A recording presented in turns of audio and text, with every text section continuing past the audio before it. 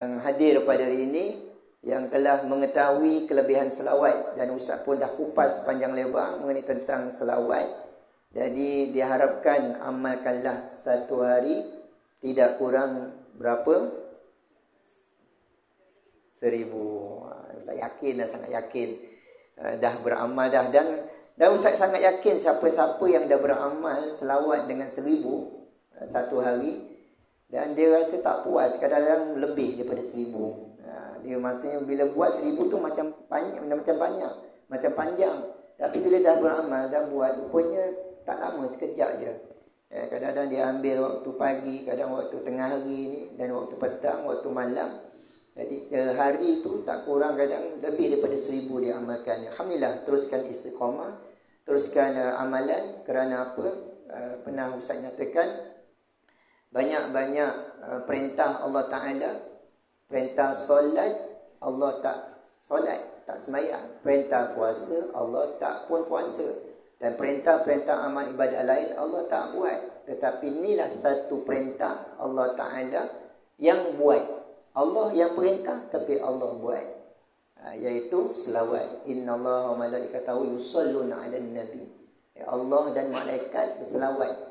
Allah perintah selawat. Ya ayyuhallazina amanu sallu alaihi wa sallimu taslima. Allah perintah supaya orang yang beriman selawat. Dalam pada masa yang sama pun Allah berselawat. Allah dan malaikat juga berselawat. Menunjukkan apa? Menunjukkan bahawa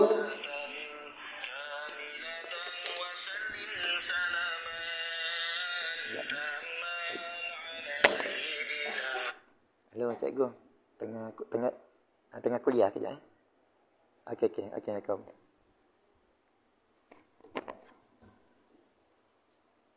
Okey, Assalamualaikum. Jadinya, apabila Allah perintah selawat, kita dah tahu dah perintah selawat, tapi kalau tak buat, alangkah ruginya. Sangat-sangat rugi. Jadi kita dah tahu kelebihan selawat. Bila kita selawat, Allah balas dengan 10 kali selawat. Allahumma Muhammad. 1, Allah balas 10. Kita baca 10, Allah balas dengan 100. Kita baca 100, Allah balas dengan 1000. Allahu Akbar. Ada hadis yang sangat panjang. Maksudnya, kita dah tahu selawat tu, kita cuba buat. Jangan tinggalkan.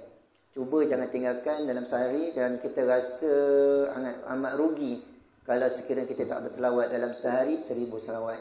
Kita pegang 1000 terus. Maksudnya, lebih sangat baik. Okay, yang kedua, hari ini hari Jumaat, jangan lupa baca Suratul Kahfi. Selalu saya pesan, baca Suratul Kahfi. Kalau tak dapat baca 110 ayat satu hari, sebaiknya bacalah habis. Sebaiknya baca habis. Tapi kalau dah sibuk sangat, kekangan masa yang tak boleh dielakkan, dapatlah 10 ayat awal dan 10 ayat akhir. Amalkanlah setiap hari, bukan hanya sekadar hari Jumaat. Bacalah setiap hari, setiap pagi, bacalah 10 ayat awal dan 10 ayat akhir. Tiba saja waktu Jumaat, bacalah Suratul Kahfi sehingga selesai. Pada 1 hingga 110. Tak lama. Bahasa Ustaz lebih kurang dalam, tak sampai pun setengah jam. Tak sampai setengah jam kalau kita baca Suratul Kahfi. Dan yang ketiganya, amalan setiap malam Suratul Mulk. Tabarakalladzi biyadihil mulk wa huwa ala kulli syai'in qadir. Kita dah sedia maklum bahawa itulah tempat kita yang abadi besok di alam barzah, yang mana tempat fasa yang keempat. Bukan abadi, maksudnya tempat yang sementara, yang kita akan masuk untuk lanjutan penghidupan kita, iaitu di alam barzah. Jadi kita tak tahu di alam barzah berapa lama. Ustaz terbayang orang-orang yang lama dulu hidup, tak kiamat-kiamat, dah ratusan tahun, dah ribuan tahun mereka berada di alam barzah. Allahumma salli. Tak tahu kehidupan mereka macam mana. Kalau tahulah, kita nampak, rasa ramai manusia yang tak nak buat dosa, ramai. Tapi kita tak tahu, sebab itu ramai manusia yang leka dan lalai daripada kehidupan di atas muka bumi. Jadi mereka akan memasuki alam barzah, alam kubur. Semua akan masuk. Tak boleh elak, nak nyuruh macam mana pun tak boleh elak, semua akan masuk. Jadi sebelum kita masuk di alam barzah, jadi persiapan kita nak masuk alam barzah macam mana? Allahumma salli Muhammad. Baik, itu persiapan kita antaranya kita nak ditemani besok. Tak ada siapa nak teman, mak ayah kita tak boleh teman. Suami kita tak boleh nak teman. Siapa-siapa rakan karib kita pun tak boleh nak teman di alam barzah. Siapa yang nak teman kita? Iaitu bila mana kita masuk alam barzah, yang menemani kita adalah wahyu Allah, iaitu Al-Quran. Antara kelebihan 114 surah di dalam Al-Quran, ada 6,236 ayat di dalam Al-Quran.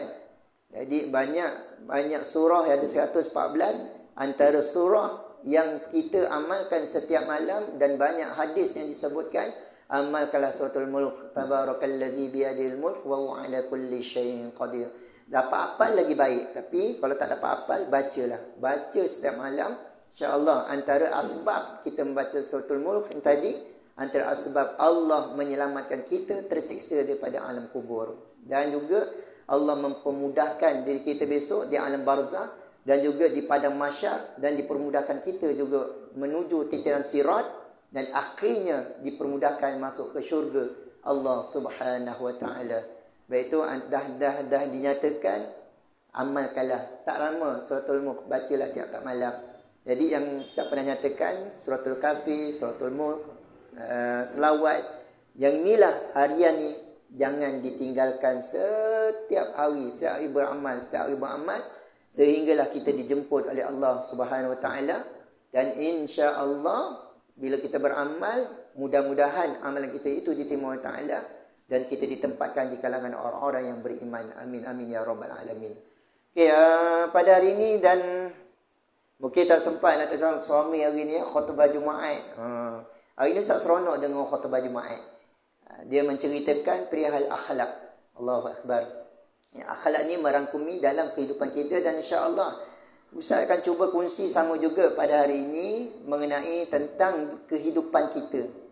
Kita cuba membina kehidupan kita mengikut Al-Quran dan Sunnah, mengikut sebagaimana Nabi Muhammad sallallahu alaihi wasallam. Tak ada lagi contoh yang lain dah. Kadang-kadang kita bila lihat siapakah role model kita, siapakah menjadi contoh ikutan kita, siapakah yang menjadi ikutan kita, kita nak jadikan role model dia, iaitu tidak lain dan tidak bukan pada siapa? Pada diri Rasulullah sallallahu alaihi wasallam. Jadi bila kita dah tahu Rasulullah itu adalah sebagai ikutan kita, kenapa kita tak ikut? Jadi laqad kana lakum fi Rasulillahi uswatun hasanah. Kita mengadakan Maulid Rasul sepanjang bulan Rabiul Awal sehinggalah sekarang ni kita mengadakan Maulid Rasul tak habis-habis. Dan Johor biasa synonimnya lama mengadakan Maulid Rasul. Tapi apakah ibrahnya, apakah pengajarannya, apakah perkara yang perlu kita ambil iktibar daripada penganjuran atau peristiwa kelahiran junjungan besar Nabi kita Nabi Muhammad SAW. Jadi kita kena ambil keseluruhan kehidupan Rasulullah, masukkan dalam kehidupan kita, beramal apa yang Rasulullah amal. Di situlah cantiknya kehidupan kita, yang kita beramal mengikut sunnah Rasulullah sallallahu alaihi wasallam. Okay, sedikit perkongsian pada hari ini Ustaz ambil tajuk, masih lagi berkisahkan tentang niat. Ustaz akan ambil niat ini dalam pelbagai sudut. Dalam pelbagai sudut kehidupan kita. Kadang-kadang sebut niat ni macam mudah. Mudahlah niat kan lintasan hati. Tetapi kadang-kadang niat ini juga merosakkan amal kita. Allahu Akbar. Tanpa disedari, niat ini juga boleh merosakkan amal ibadat kita. Kalau niat yang baik, dapatlah baik. Kalau niat yang tak baik, dapat tak baik. Maksudnya, segala apa yang kita lakukan bergantung kepada apa yang kita niatkan. Dan niat itu datangnya daripada hati. Sebab itu daripada permulaan sekali Ustaz pernah nyatakan bahawa hati kita perlu dibersihkan setiap hari mengikut sunnah Rasulullah sallallahu alaihi wasallam. Sebelum tidur, pastikan kita telah beristighfar tidak kurang sebanyak 100 kali. Ni masih mudah buat dah. InsyaAllah mudah-mudahan Allah Ta'ala memberi kita keampunan. Cuma niat yang macam mana yang Allah Ta'ala terima, iaitu kalau kita lihat dalam hadis yang pertama masih lagi belum selesai. InsyaAllah Ustaz akan cuba kupas dalam pelbagai sudut. Ustaz bersandarkan ada satu firman Allah Subhanahu Wa Ta'ala dalam suratul Bayyinah. Ba'da a'udzubillahi minasyaitonir rajim wa ma umiru illa liya'budullaha mukhlishina lahuddin hunafa yuqimus salata wa yu'tuz zakata wa dzalika dinul qayyimah. Allahu akbar. Apa maksudnya? Dan tidak diperintahkan mereka melainkan supaya menyembah Allah dengan mengikhlaskan agama kerananya. Ikhlas, kuncinya ikhlas. Kita ambil dekat sini, kuncinya mengikhlaskan agama kerananya. Dengan menjauhi kesesatan dan supaya mereka mendirikan sembahyang dan memberikan zakat, kerana dan itulah agama yang lurus, ini agama yang benar. Jadi kunci dekat sini adalah ikhlas. Jadi apa-apa yang kita buat, apa-apa yang kita lakukan dalam kehidupan kita ni, dalam hati kita ni, tak ada siapa yang tahu, hanya Allah. Tak ada siapa yang tahu, hanya Allah yang tahu apa yang kita lakukan. Sama ada yang kita lakukan itu terdetik dalam hati kita ini ikhlas atau tidak. Kita datang dalam majlis ilmu, terlintas ke hati kita ni kerana Allah atau kerana lain. Ikhlas atau tidak. Yang kedua, kita di rumah menguruskan rumah tangga, menguruskan suami dan anak-anak. Jadi hati kita terdetik dalam hati kita itu, adakah memang terpaksa atau memang kita dah rutinan tu memang ikhlas seharian kita itu. Memang dah biasa rutin harian. Dengan masaknya, dengan kemasnya, dengan sebagainya lah. Jadi bergantung apa yang kita buat tu, Allah akan nilai dekat hati yang apa yang kita terlintas. Tapi kalau kita buat itu macam terpaksa, dipaksa, ataupun hati kita tu macam buat sesuatu tu ada sifat merongot, maksudnya ada itu perkara-perkara yang tidak melahirkan keikhlasan dalam diri kita. Sebab itu semuanya kita tahu dalam diri kita, hanya Allah yang tahu dalam diri kita. Kalau kita tak tahu, sahabat kita pun tak tahu apa yang kita buat, yang kita terlintas hati kita. Okay, apakah yang masukkan dengan ikhlas? Iaitu beramal kerana Allah, bukan kerana manusia atau bukan kerana sesuatu. Saya ulang balik. Ikhlas itu beramal, melakukan sesuatu perkara kerana Allah. Semata-mata kerana Allah. Jangan dicampur adukkan kerana lain. Niat itu kerana Allah semata-mata. Ini kadang-kadang mainan iblis yang tadi masuk pada hati kita. Asalnya kerana Allah. Tetapi dirojak, akhirnya berniat itu, beramal itu kerana Allah ada, kerana manusia pun ada, bercampur-campur dalam hati kita. Allahumma salli Muhammad. Yang kat ini kita cuba hindari. Maksudnya biarlah niat itu semata-mata ikhlas kerana Allah. Jadi ikhlas, suci dan bersih daripada kotoran, ketulusan hati, jujur, rela, tidak mengharapkan apa-apa balasan. Tidak menipu dan maksudnya tidak menipu dan juga tidak berpura-pura. Memberi sepenuhnya dengan hati yang terbuka, tidak mengungkit apa yang telah kita lakukan. Itu yang ikhlas. Kadang-kadang yang paling bahaya yang Allahumma salli Muhammad, dia cakap lain tapi hati lain. Itu lagi bahaya. Allahumma salli Muhammad. Cakap kadang manis, kadang cakap bukan main enak, cakap bukan main lembut, tetapi hatinya lain. Allahu akbar. Yang ini yang bercampur-campur ni, yang dikatakan percakapan tak serupa bikin. Allahu akbar. Percakapan tak sama apa yang dekat hati. Itu yang kita bila kita ada dalam diri kita, cepat-cepatlah kita muhasabah diri. Cepat-cepat kita perbaiki diri. Ya Allah, aku cakap tak sama dengan hati ni. Kadang-kadang nak jaga hati kawan ni kadang macam-macam. Dia puji macam-macam dan sebagainya. Tapi dalam keadaan dia puji, tapi hati kata, sebenarnya kau lain. Allah. Ini banyak Ustaz dah jumpa. Mana-mana kadang dia cakap kita. Bukan main makna semulanya. Tapi rupanya berbeza apa yang dia nak ungkapkan. Allahu Akbar. Kalau ada dalam diri kita, cepat-cepatlah kita cuba istighfar, kita buang, kita cuba bersihkan hati kita dengan sifat sedemikian. Kerana innallaha ta'ala yanzuru ila suwarikum wa amwalikum walakin innama yanzuru ila qulubikum wa amalikum. Sesungguhnya Allah tidak memandang kepada rupa paras kamu, cantik ke, ramping ke, molek ke dan sebagainya.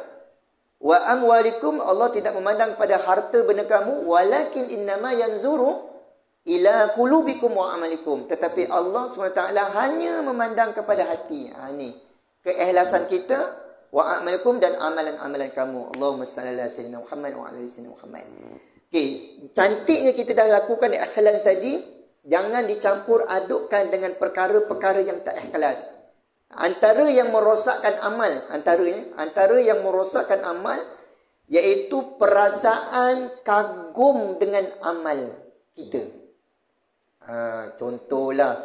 Contoh kita dah beramal tahajud dah berapa bulan ni, tahajud kita beramal, tiba-tiba kita rasa kagum dengan amalan kita. Oi, bahaya tu. Allahu akbar. Kita pun buat baik, bantu. Akhirnya kita rasa, hebatnya aku buat baik, bantu orang. Wish, tak ada orang lain macam aku lah, contoh. Riak, maksudnya datang itu yang tadi nak datangkan perasaan perasaan kagum dengan amal. Yang kedua, perasaan sombong. Yang ketiga, perasaan riak. Riak ni bangga dia. Riak tu memang dah terang-terang. Tapi yang Ustaz bimbang tadi, kagum dengan amal tu, dia hampir kepada riak. Maksudnya, dia beramal, dia kagum dengan amal yang tadi. Dia kagum. Dia beramal seorang-seorang. Contohlah, dia tahajud malam. Lepas tu dia baca Quran, dah khatam ni. Dalam sebulan dia boleh khatam 2 kali khatam, contoh. Lepas tu dia duduk dan dia terlintas kat hatinya. Hebat aku dalam bulan ni. Dia kagum dengan amalan dia. Dia kagum. Kalau riak tu dia lain, dia lagi ke depan. Yang ni dia sendiri datang. Sebagaimana yang pernah Ustaz nyatakan, kekaguman iblis tu tadi, Ustaz kaitkan sikit yang Ustaz pernah cerita tu. Bila mana iblis ni, dia kagum dengan diri dia tadi. Sedangkan iblis itu adalah makhluk yang terbaik di antara makhluk yang lain pada ketika itu, sebelum Nabi Adam diciptakan. Yang inilah yang tadi, bila dia rasa kagum dengan apa yang ada dalam diri tadi, ia merosakkan diri. Ini bahaya ni tadi. Dia rasa aku hebat, ya Allah, aku amal ni dah rasa usah. Aku baca Quran sebulan dia boleh khatam sampai 2 kali. Ya Allah, kagumnya. Dia rasa kagum dengan kehebatan dalam diri tadi. Yang sini kalau kita rasa kagum diri kita, cepat-cepat kita istighfar. Astagfirullahaladzim, ya Allah, aku beramal bukan aku nak kagum kehebatan diri aku, tapi aku beramal kerana perintah Allah dan perintah Rasul. Buatlah, jangan ada rasa terdetik dalam sini dengan kehebatan. Kita beramal ikut perintah Allah, kita beramal ikut perintah Rasulullah sallallahu alaihi wasallam. Buat, jangan rasa kagum apa yang kita buat. Allahu akbar. Sebab itu Ustaz bimbang sebagaimana tadi sifat iblis tadi. Bila dia rasa kagum, akhirnya yang inilah akhirnya bila dia Allah Taala uji dengan ciptaan Nabi Adam daripada tanahnya tadi, maka sifat dia tadi dia dah menguasai diri dia. Dia rasa tak boleh nak terima. Dia tak boleh nak terima di atas kejadian Nabi Adam untuk tunduk hormat kepada Nabi Adam. Dia rasa aku yang paling hebat. Tiba-tiba diciptakan ada satu makhluk yang dalam keadaan daripada tanah yang berbau, tiba-tiba takkan aku nak hormat. Istilah gitulah. Dia tertik dalam ni, terkeluar daripada apa yang dalam hati, yang terbuku, terkeluar. Yang inilah mendapat kemurkaan Allah. Allahu akbar. Sebab itu kalau kita beramal dalam diri kita, ya Allah, kita rasa bimbang. Bukan kita rasa kagum. Sebaliknya kita rasa bimbang, ya Allah, adakah amal aku diterima atau tidak? Itu dia. Jadi kita rasa, ya Allah, aku dah membaca Quran, ya Allah, aku dah berjaya baca Al-Quran, dah khatam Al-Quran, dapat sebulan sekali atau 2 bulan sekali atau 3 bulan sekali kita khatam Quran. Ya Allah, aku dah berjaya tahajud tiap-tiap malam. Ya Allah, terima kasih ya Allah, kerana mengejutkan aku tiap-tiap malam tahajud. Ya Allah, aku dah bersedekah setiap hari ya Allah. Ya Allah, adakah amal ibadat aku diterima atau tidak? Kita rasa bimbang. Baik itu, bila kita rasa bimbang, kita rajak kepada Allah, mengharap kepada Allah. Ya Allah, terimalah amalanku ya Allah. Ya Allah, apa yang saya amalkan membaca Al-Quran, terimalah ya Allah. Dengan asbab saya baca Quran tu, ya Allah, sebagaimana banyak ganjaran-ganjaran satu huruf Allah gandakan dengan 10 ganjaran. Ya Allah, sepanjang saya baca Quran ni, ya Allah, terimalah ya Allah. Ya Allah, saya semayang tiap malam tahajud tu, ya Allah, terimalah ya Allah. Kita rajak, kita mengharap kepada Allah Ta'ala supaya segala amalan-amalan kita, ya Allah, selama ini saya bersedekah, ya Allah, selama ini saya menghadiri dalam majlis-majlis ilmu, ya Allah, terimalah ya Allah. Saya rasa takut, ya Allah, kalau takut amalan kita tak terima. Sebab itu peranan apa? Peranan hati. Baik itu apa yang kita buat daripada pagi sampai ke malam. Ya Allah, adakah amal aku diterima atau tidak? Ya Allah, aku berkhidmat.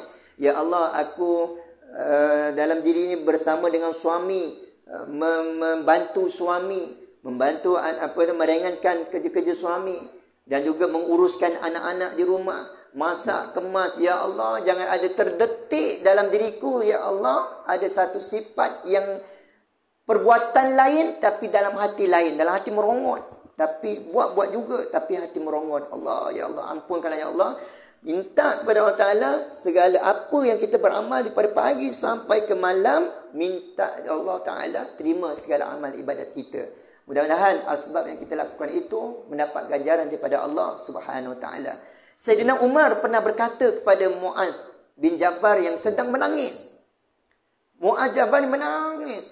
Jadi Umar berkata kepada Muaz, "Kenapa engkau menangis ya Muaz?" Apa jawab Muaz?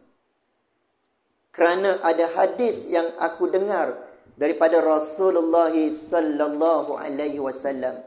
Yasirur riya syirkun." Allah. Yasirur riya syirkun.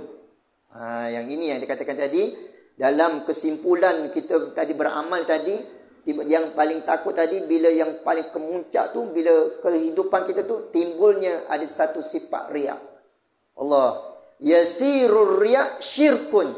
Sedikit riak itu adalah syirik. Allahumma salli ala sayyidina Muhammad. Sebab itu bila kata ada sedikit saja riak itu, ianya merupakan syirik. Ia telah menduakan Allah Subhanahu Wa Ta'ala. Kenapa kata menduakan Allah Ta'ala? Sebab bila mana kita ada terdetik dalam diri kita tadi, kita rasa bangga riak tadi, kan kita asbab tu kita, macam mana kata riak tu, kita ada selain pada Allah Ta'ala. Dengan Allah pun kita buat, tapi pada masa yang sama juga kita dengan manusia. Yang ini yang katanya mengabdikan diri tadi kepada Allah, tapi dalam pada masa yang sama kita juga mengabdikan diri kepada manusia. Itu yang kata syirik tadi. Maksudnya riak itu adalah syirik. Yasirur riak syirkun. Sedikit saja riak itu adalah syirik. Allahumma salli ala sayyidina Muhammad wa ala ali sayyidina Muhammad. Sebab itu tuan-tuan, sebab itu puan-puan, para muslimat yang dirahmati oleh Allah Subhanahu Wa Ta'ala. Sebab itu dalam diri kita kena sangat-sangat berhati-hati, sangat-sangat berjaga-jaga dalam kehidupan kita, agar kalau timbul perasaan sedemikian, cepat-cepat kita semain taubat. Supaya sifat-sifat syirik ini kerana manusia.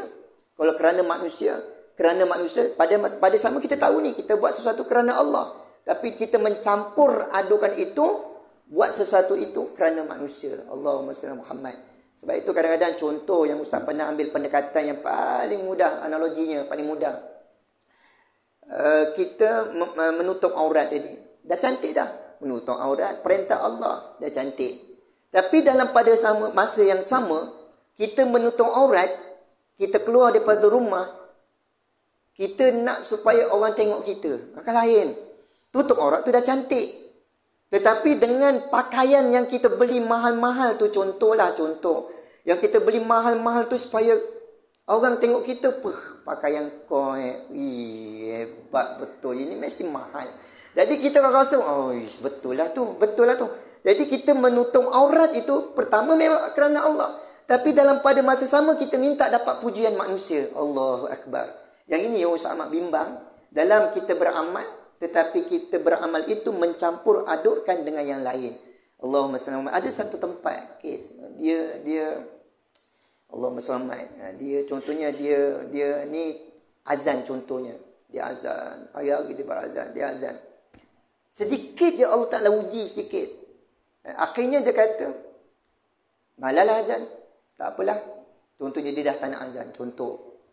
Jadi, kalaulah dia tahu itu adalah ibadat kerana Allah, apa-apa orang yang kata, tetap aku kerana Allah, aku laksanakan. Aku buat. Ini tanggungjawab. Ini tanggungjawab. Ini tanggungjawab.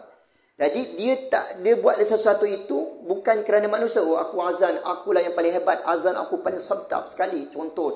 Azan aku paling sedap sekali. Aku azan. Dia pun azan. Kita tak tahu hatinya macam mana. Tiba-tiba ada orang tegur dia. Contoh. Kata, kau ni azan ada sikit nak kena betulkan, yang kat sini yang patutnya betulkan. Dia kata apa? Aku selama azan tak pernah pun ada orang tegur. Contoh. Tiba ada orang betulkan sikit. Patutnya betul, terima kasih lah kan. Akhirnya dia kata, aku azan sedap-sedap, kau orang komplain. Dia kata, contoh. Aku azan yang sedap-sedap, tiba ada orang. Jadi akhirnya, dia pun membawa diri, malahlah azan. Di situlah bila mana azan yang dibuat itu, barulah kita dapat kenal pasti. Adakah dibuat itu memang benar-benar kerana Allah, ataupun memang kerana manusia. Allahu Akbar. Allah uji je sikit. Akhirnya dia terus bawa diri. Itu tadi. Macam mana bila mana iblis ni tadi, bila diuji sedikit dengan sifat-sifat yang diciptakan daripada api, akhirnya terkucil sedikit je. Dengan sebab kesombongan itu tadi, dengan sebab dia buat bukan kerana Allah, tetapi buat kerana kelebihan yang ada dalam dirinya, akhirnya Allah laknat iblis, laknatullah tadi. Allahumma salli Muhammad. Sebab itu bila kita beramal dalam kehidupan kita, jangan kita mencampur adukkan apa-apa yang ibadat kita bersama-sama dengan yang lain. Buatlah yang dikatakan ikhlas tu tadi kerana Allah Subhanahu Wa Taala semata-mata, bukan kerana lain, tapi lillahi ta'ala. Ya Allah, hari Jumaat ada kuliah. Lillahi ta'ala, kerana Allah Ta'ala. Datang, tiba-tiba telefon kawan. Hari ni ada kuliah, datang tak? Ya, aku tak datang. Kau tak datang, aku tak datang lah. Kan lain. Lain kat situ kan? Kau tak datang, aku tak datang lah. Malas nak datang. Contoh itu, contoh lah kan. Ataupun ada belajar tempat-tempat lain. Kau datang tak? Tak datang. Oh, tak datang. Aku pun malas lah.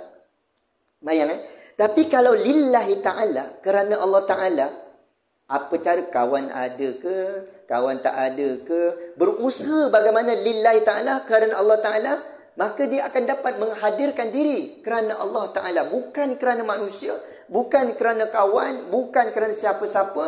Kalau kerana Allah, insya-Allah, disitulah yang datangnya fadilat, ganjaran yang Allah Ta'ala telah sediakan.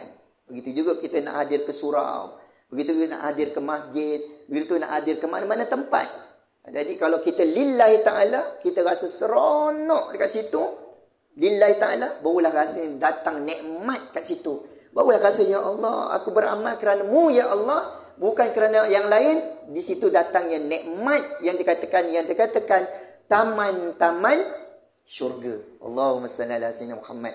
Sebab itu bila mana kalau kata taman-taman syurga ni, Allahu Akbar. Banyak hadis-hadis siapa yang menghidupkan majlis ilmu, menghidupkannya dalam majlis-majlis taman-taman syurga, Allahumma salli, penuh dengan fadilat dan ganjaran daripada Allah Ta'ala yang disediakan.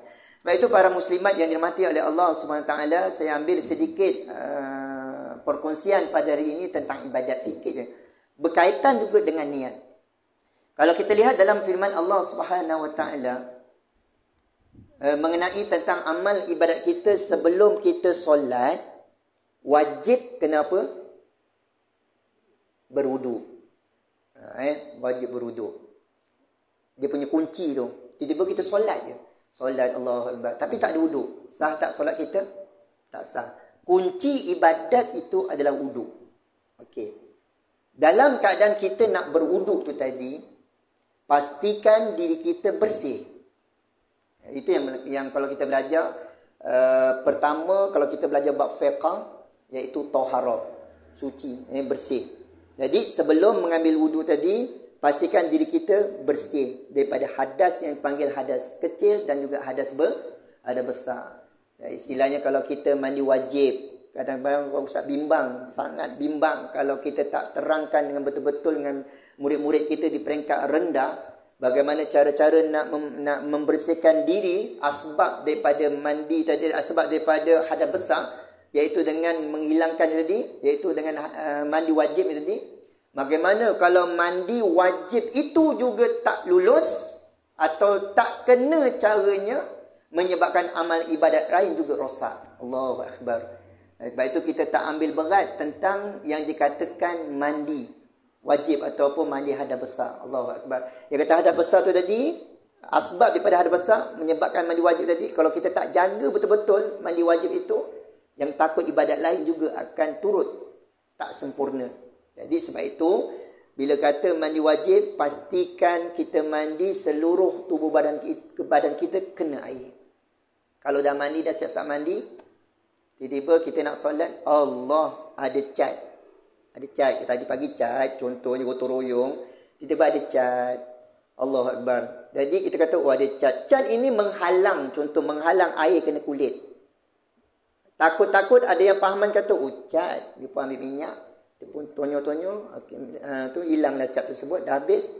Lepas tu dia kata, oh tadi cat, dia pun ambil uduk je. Tak sah. Maksudnya kena mandi semula. Sebab cat itu menghalang, ketika mandi itu dia menghalang, tak kena. Jadi kalau kita ambil uduk pun sekalipun, uduk kita pun tak sah kerana menghalang anggota badan yang dikatakan wajib dengan rukun itu tadi, tak kena pun tak sah. Sebab itu bila kita mandi, pastikan seluruh tubuh badan kita, anggota kita kena air. Jangan ada sesuatu yang menghalang air daripada kena kulit. Wajib wajib. Sebab itu bila kita mandi, sebab itu kadang ustaz kalau biasalah kalau nak mandi, jangan dimulakan dengan sabun kadang. Sabun tu kadang minyak, ada yang sabun minyak tu.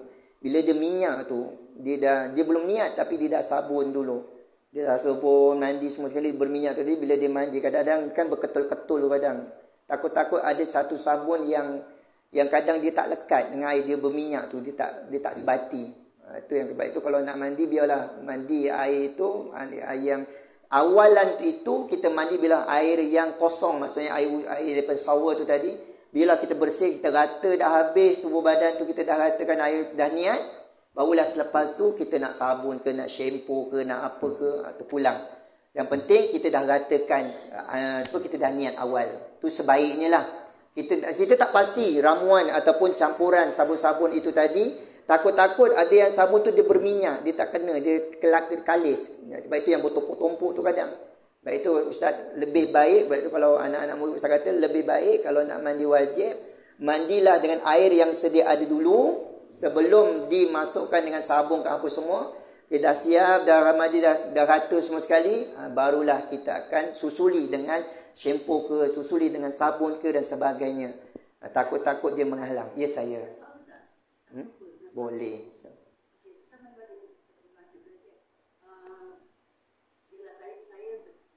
Boleh.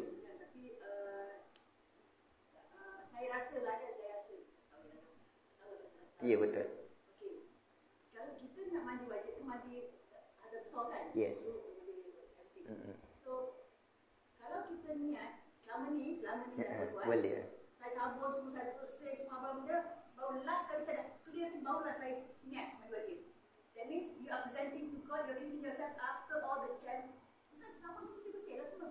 Tapi kalau kita niat dulu niat, tapi kita ada besar lagi, memang kita tak suka cebok lah, tak bersih dalam whatever kan. So satu rumah rambut pun takut kita takut kan. So what is Okey, terima kasih puan. Betul. Dia kaedah tu saya tegangkannya asas dulu. Sebelum masuk yang kedua, akan dah soal insya-Allah.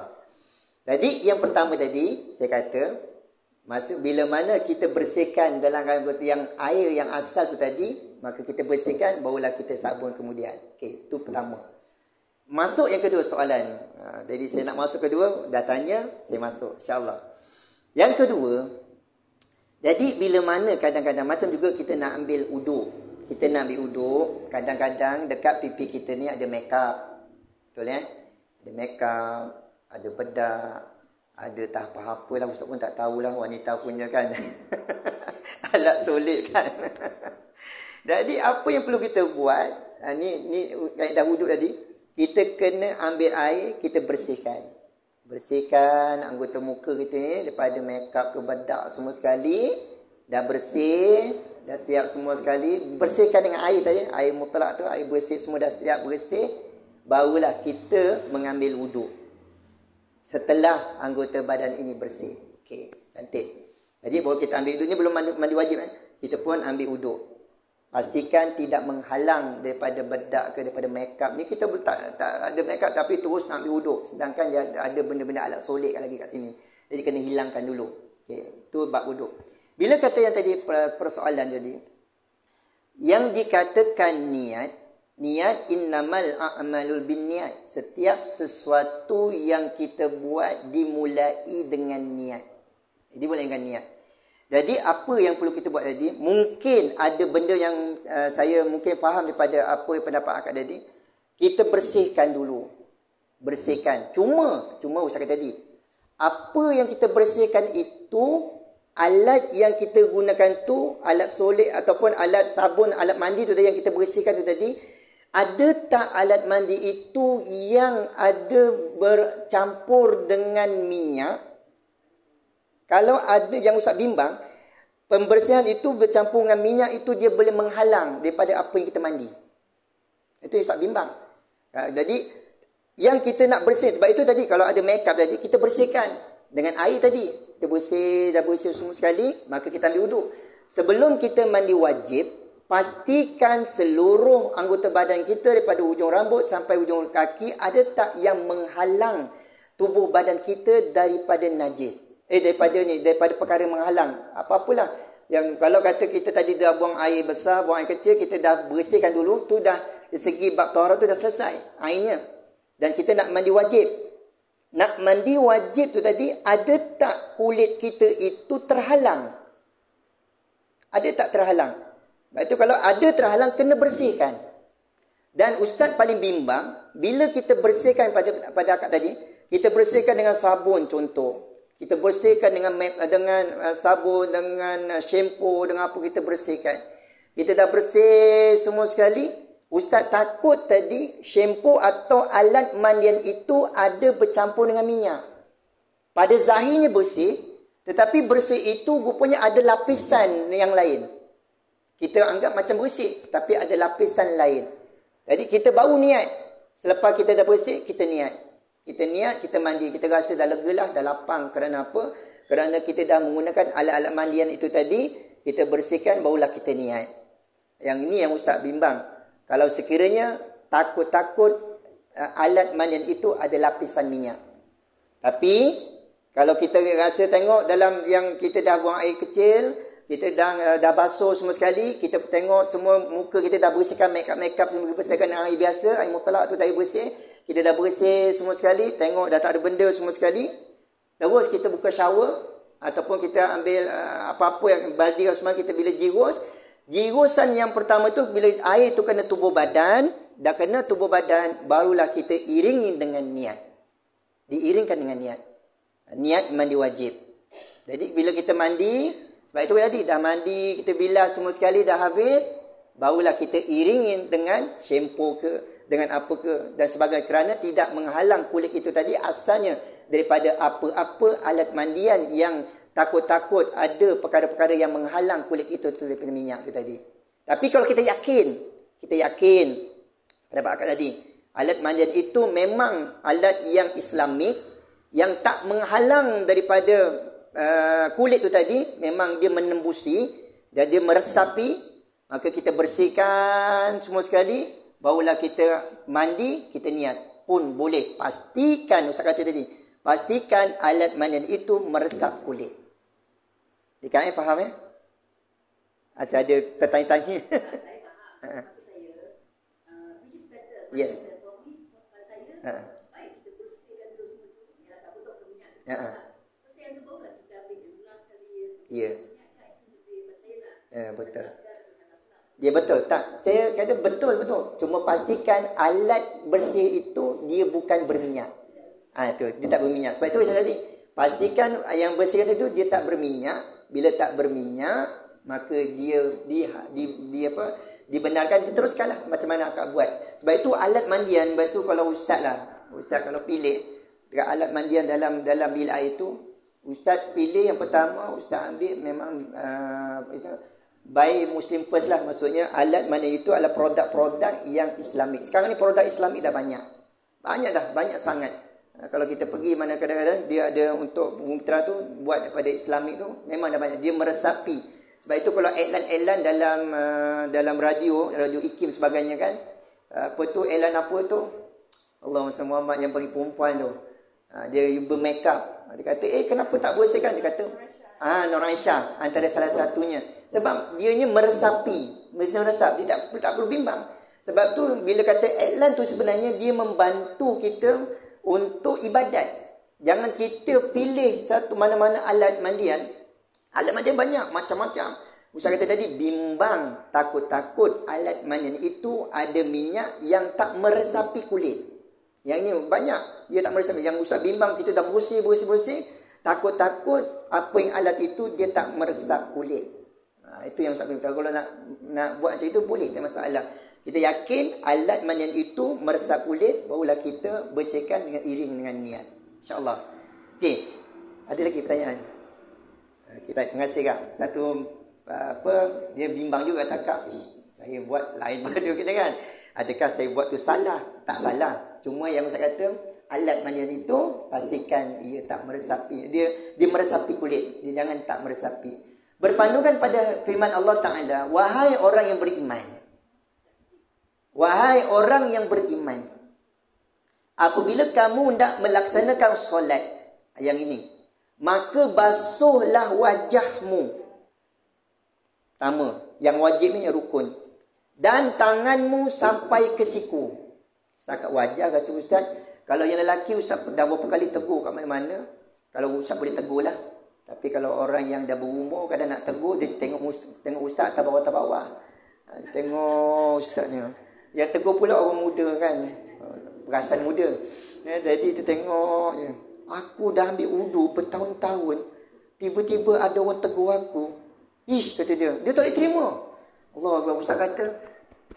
Allah Ustaz pun, ya Allah berilah dia hidayah. Kadang-kadang kita tegur tu sebab kita sayang. Kita sayang tak nak solat tu takut tak terima kan. Sebab dia ambil wudu tu tadi. Dia ambil wudu. Dia sapu gini. Dia ambil dia gosok-gosok gini je. Dia ambil gosok. Bila dia gosok tu, sedangkan kalau kita lihat sunnah Rasulullah, antara anggota wuduk ni kan, daripada umbun-umbun ni tadi, kan kena kat cuping telinga, dan kena kat berakhir dengan bawah dagu. Sebab itu bila kita ambil, kan kita akhirkan dengan bawah dagu. Kalau ada janggut, dia akan usap janggut ke bawah. Dan dia gosok bawah ni supaya kena. Dan dia anggota muka ni, anggota muka. Dia bukan depan je, tapi dia keliling dia tadi. Baik itu bila mana Ustaz tegur dia ambil gini, Allahumma salli Muhammad. Jadi Ustaz kata, boleh tak ratakan daripada ni sampai cuping ke telinga sampai ke bawah dan berakhir dengan bawah dagu. Jadi dia kata, selama ni saya belajar. Dia dah mula dah. Ustaz kata Allah. Dia kata, selama saya belajar macam itu tak ada pun siapa tegur. Tiba-tiba ada orang tegur. Dia tak tahu saya ni Ustaz. Ustaz cara baiklah. Cakap, Ji, minta maaf dah tadi macam macam tak kena lah Ji. Dia tengok lain macam. Saya kata, tak apalah. Kalau saya salam, saya minta maaf. Saya kata gitu, tegur cara baiklah.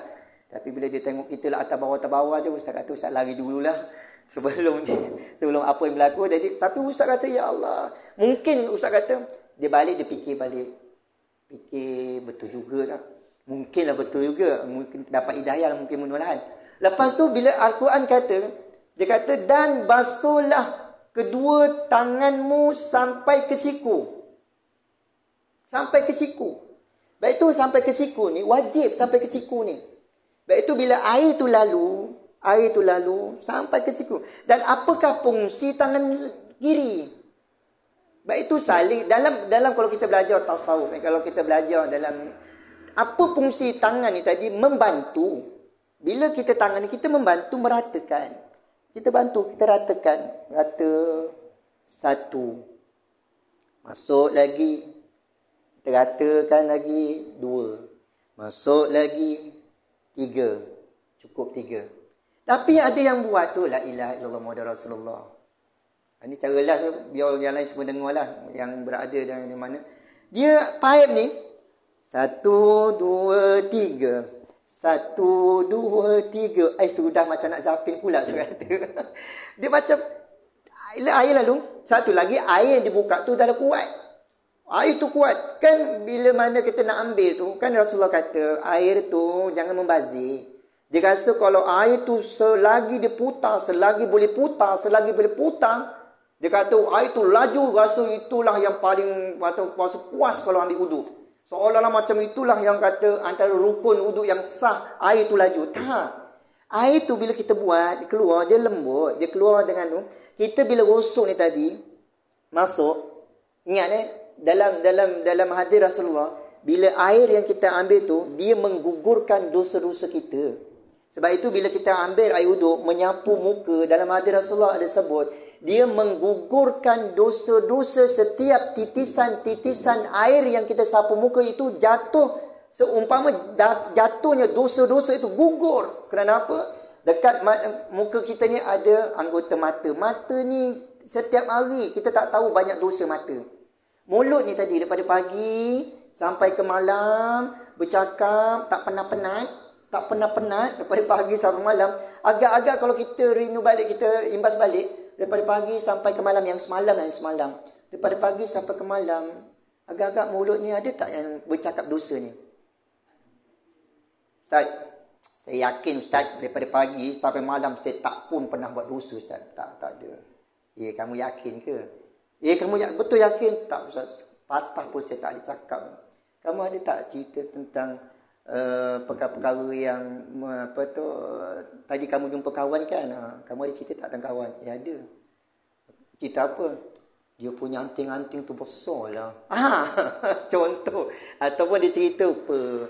Jadi mulut kita ni, kata istilahnya, tak ada yang kata tak ada dosa. Ada. Setiap hari daripada pagi sampai malam, kadang-kadang mulut ni tak sengaja, sama ada sengaja atau tak sengaja, memang dosa mulut sentiasa. Sebab itu, bila mana kita mengambil wuduk ni tadi, dia menggugurkan dosa-dosa ni. Allahumma salli ala sayyidina Muhammad wa ala sayyidina Muhammad. Sebab itu bila kita gosok ni, ambil tangan kita, bantu tangan kanan, ratakan. Pertama wajib. Yang kedua sunat. Sebab itu dia 3 kali. Lebih makruh. Jadi sampai 3 kali. Sebab itu bila tangan kiri saja masuk, ratakan sampai ke siku. 1, ya Allah, banyak dosa tangan. Bila kita masuk yang kedua, ya Allah, kau ampunkanlah dosa-dosa yang tangan aku buat sehari, ya Allah. Masuk kali yang ketiga, kita buat, ya Allah. Maka bila kita ambil, gugur sekali dosa-dosa tadi. Allahumma salli ala Muhammad. Sebab itu bila kita ambil wuduk dengan dalam keadaan cintanya tadi, kita rasa sayangnya tadi, kita rasa barakah tu tadi, maka kita akan ambil wuduk dalam keadaan sesempurnanya. Bukan ambil wuduk main tangkap muat je, janji ambil wuduk. Tak. Sebab itu bila kita qoma dan bila kita basuh muka, qoma tu sunat. Bila basuh muka ni wajib, rukun.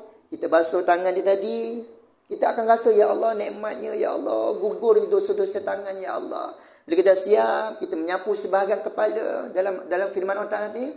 Dan basuh, sapulah kepalamu dan basuh kedua kakimu sampai ke buku lali. Ya ayyuhallazina amanu idza qumtum ila shalah faghsilu wujuhakum wa aydiyakum ila al-marafiq wamsahu bi ru'usikum wa arjulakum ila al-ka'bain. Sampai ke buku lali. Buku lali ni, ini kadang-kadang Allah SWT, kita bukan nak tengok salah orang, tapi kadang-kadang Allah Ta'ala nak supaya orang tu ditegur. Maksudnya kita sayangkan dia. Kita tegur bukan apa, kita sayangkan dia. Jadi bila dia ambil wuduk tu, bila dah cantik, dah tiba bab kaki ni dia ambil, dia ulur kaki je. 1, 2, 3. 1, 2, 3. Dah, kata dia. Lepas tu terus jalan je. Allahumma salli ala sayyidina Muhammad. Saya katakan apalah, ya Allah. Sebab itu, apa fungsi tangan ni? Dia ratakan, bantu. Kita ambil air pada dia, kita bantu. Sampai buku lali, 1. Tu masuk lagi, 2. Tu lagi, 3. Ya Allah, dengan asbab kita basuh kaki tu, gugur dosa-dosa kita. Allahumma Muhammad. Kaki kita berjalan macam-macam tempat. Lepas tu kita masuk kiri, basuh, ya Allah. Kita menyelami dan menghayati perasaan dan jiwa tadi. Ya Allah, ampunkanlah segala dosa-dosa tangan, dosa kaki, dosa mata. Kita berambil wuduk. Allahumma salli ala sayyidina Muhammad. Bila kita ambil wuduk, kita akan rasa lapang. Baik itu kita diiringi dengan doa. Allahumma salli ala sayyidina Muhammad. Ya saya.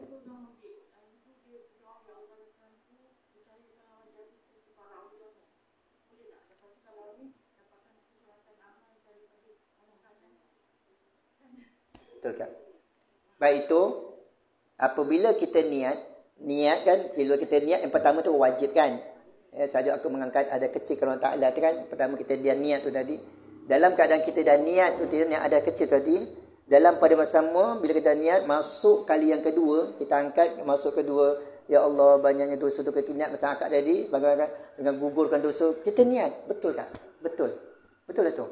Jadi bila kita ada lintasan hati tu kita sebab itu bila ada perasaan tu tadi, kita menyelami dengan uduk tu tadi, di situnya ada keampunan. Allah Akbar.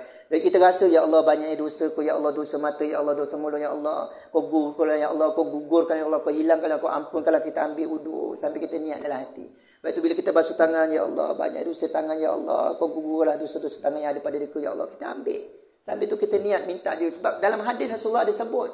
Dia kata apa dalam hadis Rasulullah? Ni tadi sekarang Ustaz bawa. Okay. Daripada Abu Hurairah radhiyallahu anhu berkata, telah sabda Rasulullah sallallahu alaihi wasallam, apabila seseorang hamba muslim atau mukmin berwuduk, maka apabila ia membasuh wajahnya tadi, keluarlah dari wajahnya segala dosa yang telah dilihat oleh kedua matanya melalui air atau titisan yang terakhir. Allahu Akbar. Ini hadis sahih. Ketika membasuh kedua tangannya, keluarlah daripada kedua tangannya setiap dosa yang telah dilakukan oleh kedua tangannya bersama air atau bersama titisan air yang terakhir. Sewaktu ia membasuh kedua belah kakinya, keluarlah dari kedua kakinya setiap dosa yang dilangkah oleh kedua kakinya bersama air atau bersama air terakhir, sehinggalah ia selesai berwuduk, ia bersih daripada dosa-dosanya. Allahu Akbar. Hadis riwayat Muslim. Allahu Akbar. Ini hadis sahih. Sebab itu, bila mana kita mengambil wuduk, hati kita akan rasa lapang. Tapi kalau kita lepas ambil wuduk, berserabut lagi, something lah tu. Baik itu kalau orang yang mengambil wuduk dengan penuh jiwa, dengan penuh perasaan, dengan penuh tawajuk, dengan penuh keberkatan, dapat keberkatan Ta'ala. Bila kita dah habis selesai wuduk, maka kita akan doa, asyhadu an la ilaha illallah wa asyhadu anna muhammadan rasulullah. Kita doa, dah habis doa, kita rasa lapang, ya Allah. Kerana apa? Lapang itulah Allah terima dosa-dosa kita digugurkan. Allahu Akbar. Sebab itu bila kita dah rasa, ya Allah lapangnya, nak sembahyang ni, bila kita nak menghadap Allah, apabila ia duduk menanti solat, dia duduk tu dalam keampunan Allah. Baik itu orang nak sembahyang, dia Allah, aku nak mengabdikan diri. Dia rasa jiwa tu dah tenang, lapang. Ini kadang nak sembahyang berserabut. Nak sembahyang berserabut. Allahu Akbar. Yang Ustaz pernah cerita tu, dia punya sembahyang kalang kabut. Ustaz bila kata sembahyang tu kalang kabut, kadang-kadang otaknya, kadang pemikiran, ya Allah, dia sembahyang tu kalang kabut. Agak-agak uduk tadi macam mana? Uduk. Saya fikir uduk tadi. Sedangkan orang yang nak sembahyang, dia rasa tenang. Nak menghadap Allah, dalam keadaan nak menghadap Allah, dalam keadaan jiwanya tenang. Hasil daripada keberkatan ambil uduk tu tadi. Allahumma salli ala sayyidina Muhammad. Sebab itu, lepas ni mungkin yang sebelum-sebelumnya, Ustaz, saya sebelum ni ambil uduk, main ambil je Ustaz. Tak ada pun niat-niat bertanya akad. Okey, Alhamdulillah. Terima kasih kerana berkongsi ilmu tadi. Jadi, itulah kita nak. Supaya bila kita ambil uduk, adanya keampunan Allah. Dan jiwa kita akan, kalau ambil uduk, jiwa tenang, itu nampaknya ada keampunan. Tapi bila dah ambil uduk, rasa macam tu. Baik itu bila ambil wuduk, ya Allah kau ampun. Dah habis selesai, dah kita bersyahadah, dah doa, ya Allah ampun kalau dosa sekiranya ada lagi kelalaian ketika mengambil wuduk. Taklah nanti macam ambil wuduk lagi lah. Dah habis wuduk, macam ambil wuduk lagi, sampai bila dah nak sembahyang kan. Akhirnya dah timbul was-was, dah lain pula. Itu kerja syaitan, dia timbul was-was lain pula.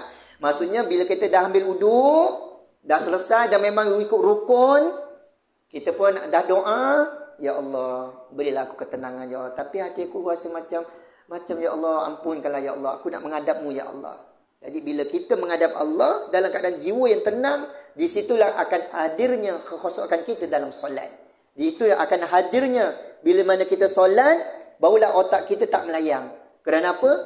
Asal tadi, punca tadi, uduk tadi dalam keadaan sempurna, maka kita bawa dalam solat, barulah kita rasa tenang. Allahumma salli ala sayyidina Muhammad wa ala ali sayyidina Muhammad. Dan dalam satu hadis lagi, Ustaz kunci sikit hadis yang kedua. Daripada Abu Hurairah radhiyallahu anhu, beliau meriwayatkan daripada Rasulullah sallallahu alaihi wasallam, syaitan mengikat manusia ketika tidur dengan 3 ikatan. Ni dia. Tadi Ustaz buat sikit tazkirah dekat masjid, tazkirah Jumaat. Ustaz pun sebut benda ni. Kadang-kadang, bila mana kita tidur, syaitan ni memang kerja dia lah sampai hari kiamat. Dia akan ikat manusia ni dengan 3 ikatan. Taklah nampak kalau kita diikat dengan tali, nampak tali okey lah kan. Kalau ikat dengan tali, nampaklah. Ni tak ada, ni ikatan syaitan yang tak nampak. Dengan 3 ikatan. Kemudian Rasulullah SAW memberitahu cara untuk merungkaikan ikatan tersebut. Apa kata Rasulullah? Ni kita ambil. Sekiranya dia manusia bangun dari tidurnya, nak buka ikatan ni tadi, yang iblis ikat kita ni tadi. Sekiranya dia manusia bangun dari tidurnya dan mengingati Allah, ingat Allah, bebaslah satu ikatan. Bangun je tidur, Alhamdulillahillazi ahyana. Jangan pula Alhamdulillahi at'amana wa saqana wa ja'alana minal muslimin. Sudah. Itu doa lepas makan. Alhamdulillahillazi ahyana ba'dama amatana wa ilaihin nusyur. Allahumma salli. Ustaz, kadang-kadang bangun tidur kemamu Ustaz, lupa Ustaz. Lupa. Tak apalah, paling ringkas pun bangun je celik, Alhamdulillah. Puji Allah, zikir Allah. Yang Ustaz bimbang anak-anak muda sekarang, Allahumma salli ala sayyidina Muhammad. Celik je, handphone. Apa malam tadi WhatsApp sebelum tidur, aku leka sebelum tidur. Dah tertidur, tengah tidur tadi, bawa malam tadi sebelum tidur, masa-masa tertidur. Bangun tidur tu teringat handphone, buka handphone. Allahumma salli ala sayyidina Muhammad. Ingat Allah. Nak buat kerja-kerja dunia nanti dulu. Ingat Allah yang pertama. Nabi dah ajar kepada kita, bangun saja tidur, sunnahnya puji Allah. Alhamdulillah, itu yang paling ringkas. Alhamdulillahillazi ahyana ba'da ma amatana wa ilaihin nusur. Bila kita baca je satu ikatan terbuka, terlerai. Allah, tinggal ada 2 lagi. Syaitan pun ikat lagi. Syaitan kadang-kadang dah duduk ni, Alhamdulillah, dah terbuka ikatan. Syaitan ni dia ikat lagi, kadang dah duduk. Bantal sedap pula. Hujan pula tu. Jawapannya tengok jam baru pukul 4. Nantilah ya Allah, nak tahajud, hujan pula, rasa sedap, tarik lagi selimut, selamat. Syaitan pun ikat lagi. Allah Akbar. Kalau boleh, bila dah bangun, bila kita dah ada kekuatan, Alhamdulillah, kita puji Allah, menunjukkan bahawa pujian itu dengan penuh keikhlasan. Allah Ta'ala kejut kita bila kita bangun, itu yang kata ikhlas tadi. Bila kita bangun, ucapan pujian itu ikhlas kerana Allah. Puji Allah, Alhamdulillahillazi ahyana ba'da ma amatana wa ilaihin nusyur. Kita puji ikhlas dalam datang daripada hati, di situ ada kekuatan. Kita akan bangun, terus pergi masuk bilik air, ke masjid, bersihkan diri. Dan yang kedua, sekiranya dia berwuduk, bebaslah satu ikatan. Dah 2 ikatan. Bebas. Syaitan pun pujuk, kalau boleh jangan, kalau boleh jangan. Tapi bila kita ada kekuatan, kita buat istiqamah, bangkit, lawan, bangun, insya-Allah. Di situ adanya kekuatan dalam diri kita kalau kita berusaha untuk membaiki dalam kehidupan kita. Ambil bersih diri, kita ambil uduk, keluar saja bilik air, tak diri dengan doa dan sebagainya. Uduk itu meleraikan ikatan syaitan yang kedua. Dah selesai, kita pun pakai baju dah siap semua bersih. Kita pun nak solat. Sama ada solat tahajud, Sama ada solat-solat sunat yang lain diiringi dengan solat hajat, diiringi dengan solat taubat, diiringi dengan solat witir. Apa kata Rasulullah? Dan sekiranya dia bersolat, bebaslah satu lagi ikatan, maka dia akan menjadi segar dan baik dalam dirinya. Allahumma salli ala sayyidina Muhammad. Sekiranya dia melakukan ketiga-tiga tadi, dia dah berzikir, dia dah berwudu, dia dah bersolat, maka dia akan menjadi manusia yang hebat. Allahu Akbar. Maksud, dia terlerai daripada ikatan yang diikat oleh iblis tu tadi. Setiap malam nak tidur diikat. Sebab itu, para muslimat yang dirahmati oleh Allah Subhanahu Wa Taala, kalau kita lihat kisah Bilal bin Rabah. Pernah dengar tak Bilal bin Rabah? Siapa tu Bilal bin Rabah? Sahabat Nabi, dia tengok kalau kita lihat kan, Bilal bin Rabah ni sahabat Nabi yang hamba abdi. Kalau ustaz cari buku dekat kedai buku, kisah Bilal bin Rabah tak jumpa. Ustaz cari kedai buku kat Muar tak jumpa, cari dekat Johor pun tak jumpa. Tahun lepas kebetulan ada buat hari apa nama tu, carnival buku satu Malaysia dekat KL. Kebetulan ustaz berada di sana, ada kursus, sehingga masa tu pameran buku dipamerkan. Ustaz cari kisah Bilal bin Rabah. Allahu Akbar, akhir jumpa. Tebal bukunya, kecil tapi tebal sini. Siapa-siapa yang membaca riwayat Bilal bin Rabah, Allahu Akbar, tak, kalau katanya, kalau dia baca, kalau tak menangis, tak tahulah nak cerita apa. Dia punya sayunya, dia punya kehidupan daripada manusia biasa, keluarga dia, mak dia dan bapa dia dan adik-beradik dia dua orang, bagaimana kehidupan dia manusia biasa tetapi dia jadi hamba. Dia jadi hamba. Sebab itu dipanggil hamba. Hamba ni dia boleh dijual beli oleh sesiapa saja yang boleh beli. Kalau kita lihat pengorbanan Bilal bin Rabah ni tadi, sampai sekarang kalau perasan, pergi kat masjid, pergi kat surau, mana Bilal? Kan? Mana Bilal satu?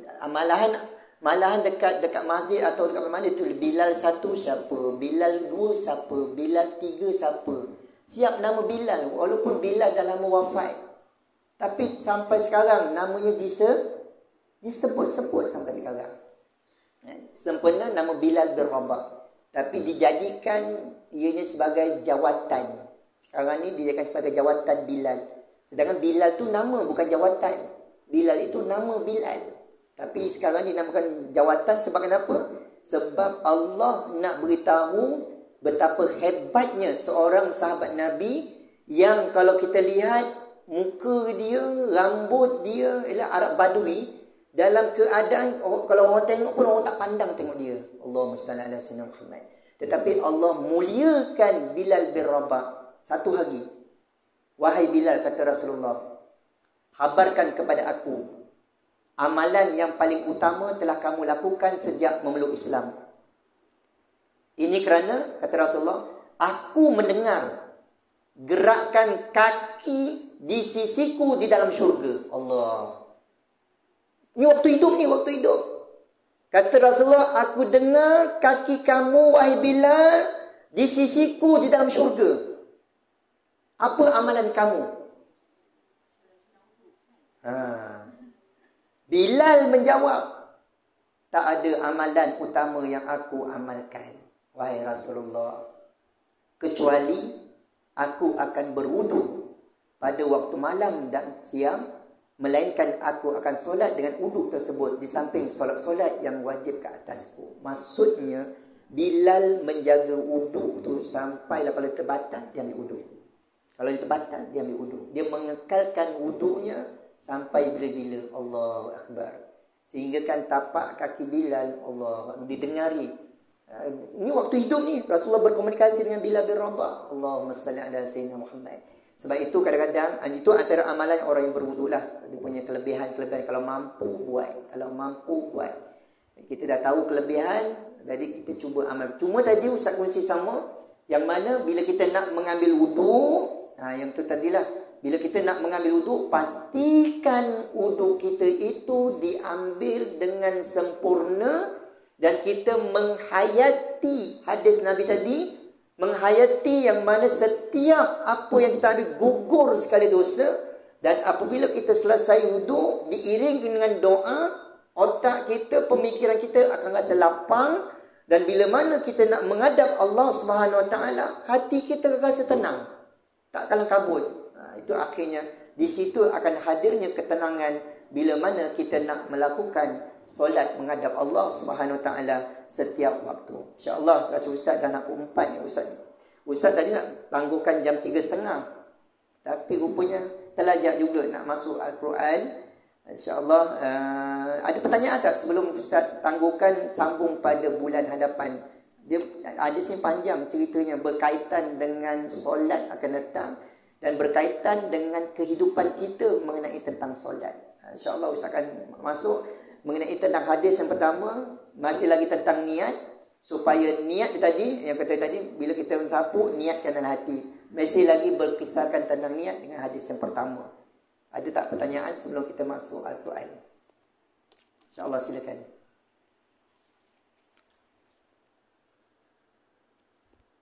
Sini orang hebat-hebat kan? Ada tak rasanya? Tak ada ya? Kalau tak ada, insyaAllah kita masuk Al-Quran. Cuma Ustaz ni Quran, bismillahirrahmanirrahim. Quran ni, Ustaz nak supaya Ustaz tak ada gunakan Ustaz gunakan Ustaz sendiri. Maksudnya Ustaz nak apakah yang perlu Ustaz nak Ustaz terangkan yang mana istilahnya. Kadang-kadang bila Ustaz terang, Ustaz boleh tak terangkan macam gini? Ada permintaan, Ustaz boleh tak masuk kat sini dulu? Jadi Ustaz open lah. Kadang-kadang Ustaz terang shot sendiri kadang-kadang kat situ tak seronok lah kan. Cuma kita nak dapat maklum balas lah daripada kaum muslimat. Kalau kat surau, dia permintaannya, dia minta surau lazim daripada awalan. Dan dia nak supaya kita terangkan satu persatu hukum. Hukum tak masuk, Ustaz tak masuk hukum. Ustaz terangkan kaedah nak menguasai bacaan bertajwid. Cuma dalam kaum muslimat ni, di segi dalaman ni, kaedah macam mana yang Ustaz nak bantu? Yang boleh Ustaz bantu? Boleh tak apa dalam ni? Maksudnya kaedah macam mana yang Ustaz boleh bantu, yang rasa seronok, yang rasa Ustaz, kalau Ustaz buat macam gini, boleh tak Ustaz buat macam gini? Ustaz follow je. Maksudnya dalam kaedah penerangan, bacaan bertajwid, diiringi dengan hukum tajwid. Lepas tu, Ustaz nak masuk surah ni, dah habis suratul Fatihah. Adakah nak sama macam surah, Ustaz masuk surah lazim? Ataupun dalam kelas wanita ni, Ustaz nak masuk tu suratul Baqarah. Ustaz serah. Nanti saya boleh follow apa yang kehendak daripada kaum muslimat. Jadi Ustaz rasa, dan bila Ustaz terangkan, ada tak muslimat yang selama ini terbuku-buku dalam hati, Ustaz, saya nak supaya saya nak baca.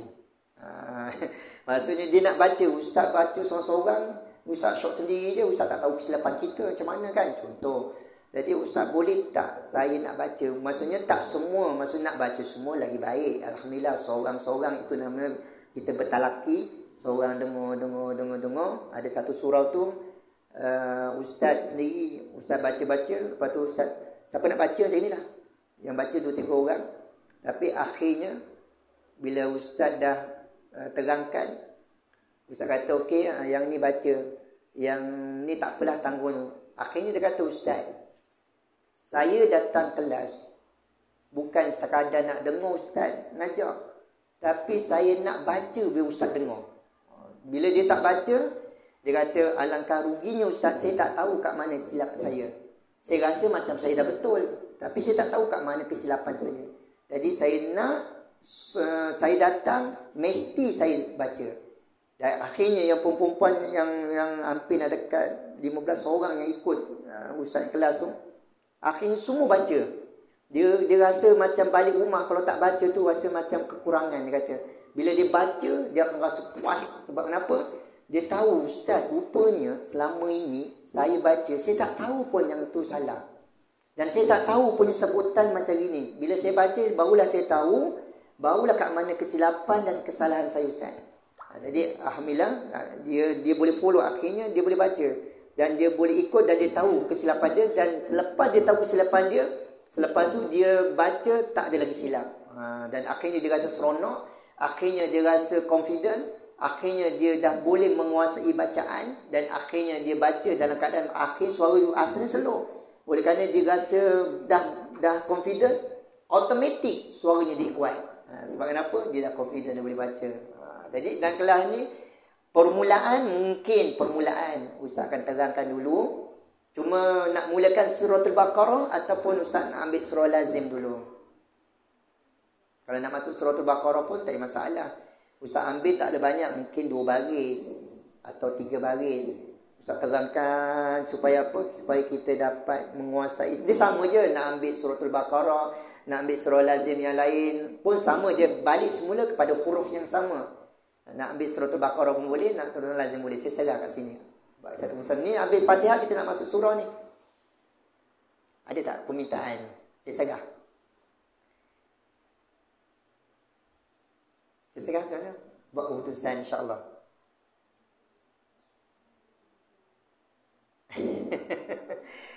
Ramai-ramai ada ketua muslimat kan?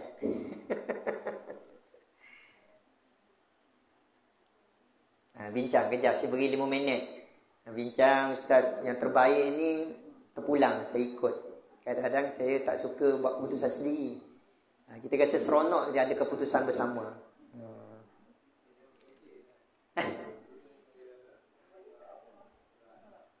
Ya, surah lazim. Macam kita buat kat surau.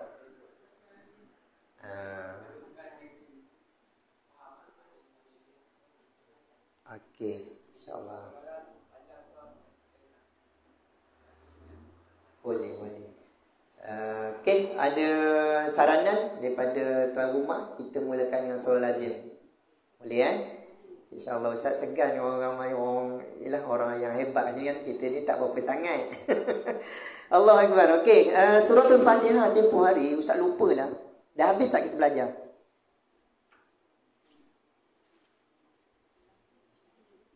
Dah sampai waladhdallin tak?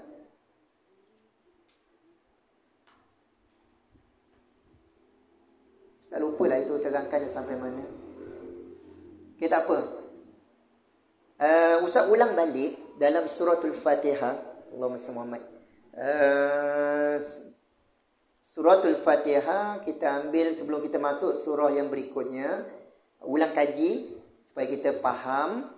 Dan sebelum kita masuk ayat yang berikutnya, jadi kita cuba tahu di mana. Ataupun Ustaz, sebelum Ustaz masuk surah yang baru, saya nak cuba.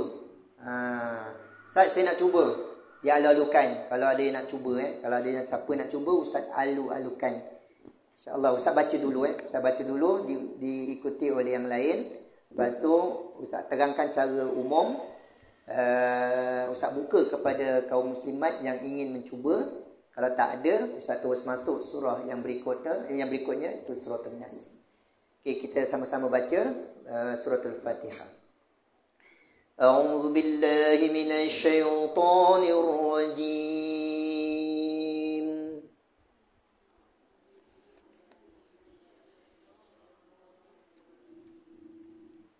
Jangan takut-takut, Ustaz tak soal.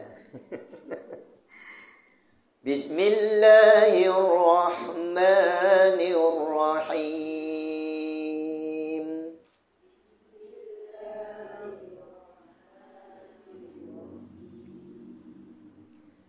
Alhamdulillahi Rabbil Alamin.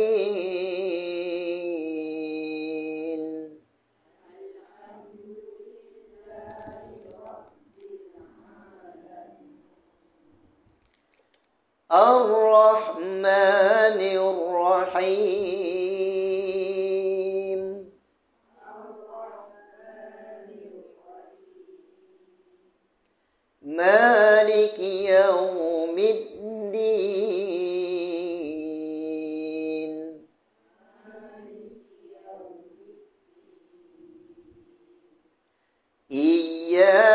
نعبد وإياك نستعين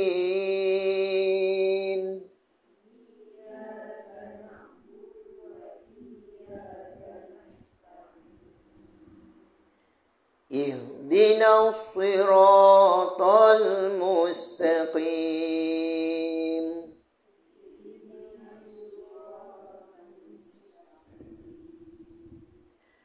صراط الذين أنعمت عليهم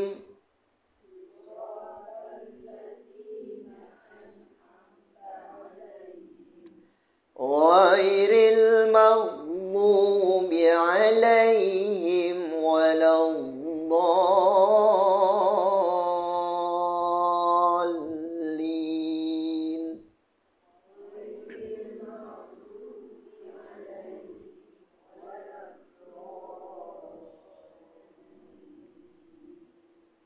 آمين Amin. Tu dua harakat Amin. Kadang-kadang kalau kat mana-mana tempat tu dia bila berjamaah tu Amin. Kan lain makna tu kan. Allah. Jadi kalau amin perkenankanlah malaikat pun sama-sama mengaminkan doa tersebut. Allahumma salli Muhammad. Okey.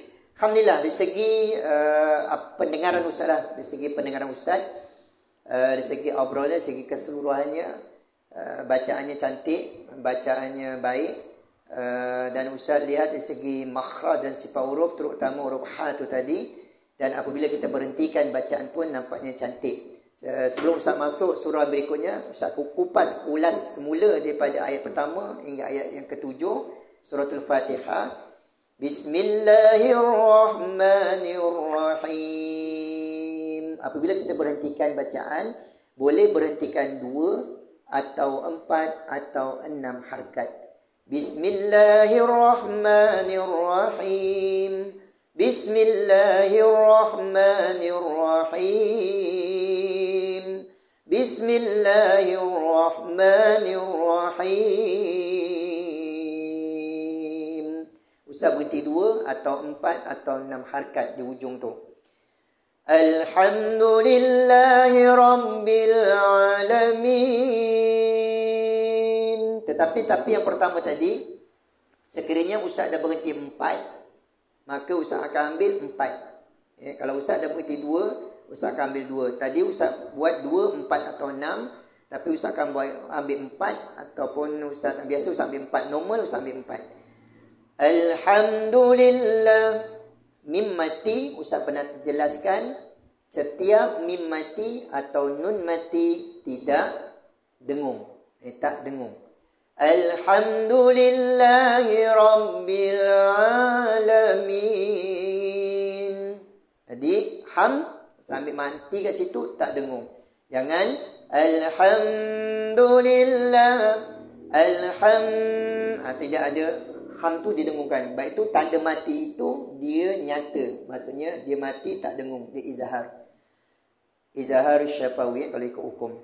Alhamdulillahi Rabbil ada alif kecil, 2 harakat. 2. Nampak je alif. Kalau kita lihat dalam Al-Quran 30 juzuk, ada 114 surah, akan bertemu inilah 3 huruf. Alif bertemu waw, bertemu ya. 3 je. Yang asalnya kena baca 2, semua 2 harakat. Bertemu alif, waw, ya. 2 harakat asalnya. Baik itu sama ada huruf tu kecil atau besar, dicantum atau tidak, 2 harakat. Bertemu alif, maksudnya 2 harakat. Bil alamin. Mi asalnya 2. Alamina. Alhamdulillahi Rabbil Alamina. Mina. Kalau nak teruskan bacaan jadi 2 harakat, mi 2 harakat. Tetapi apabila diwakafkan, diberhentikan, huruf akhir itu hendaklah dimatikan, iaitu huruf nun. Nun itu hendaklah dimatikan apabila kita mewakafkan, kita berhentikan. Alhamdulillahi Rabbil Alamin. Jadi asalnya 2 harkat, boleh pilih 2, boleh pilih 4 atau boleh pilih 6 harkat nak dipanjangkan. Alamin, alamin, alamin. Jadi boleh 2 atau 4 atau 6 harkat dan huruf akhir dimatikan. Ayat yang ketiga. Ar-Rahman, ada alif kecil, 2 harkat. Nir-Rahim. Ustaz dah terambil 6, Ustaz ambil 6 lah ya. Alam Ar-Rahmanir-Rahim. Jadi hi asalnya 2, mad asli, tetapi oleh berhentikan bacaan dia boleh 2 atau 4 atau 6 harkat yang dipanggil mad arid li sukun. Saling pemasukan sikit hukum. Maliki yaum, maliki yaum. Ma ada alif kecil. Bila ada alif kecil, 2 harkat. Maliki yaumiddin. Jadi maliki yaumiddin. Apa habis bateri? Tak apa. Saya ustaz kuat Maliki yaumiddin. Jadi, nun itu dimatikan kerana diwakafkan. Bila nak berhenti, nun itu dimatikan. Iyyaka na'budu wa iyyaka nasta'in. Tadi Ustaz dengar tadi ramai-ramai cantik bacaannya. Kerana apa? Bila ada sabdu, ya yang pertama mati, ya yang kedua hidup. Ya yang pertama mati, ya yang kedua hidup. Iyyaka na'budu wa iyyaka nasta'in. Itu ayat 5. Ayat yang 6.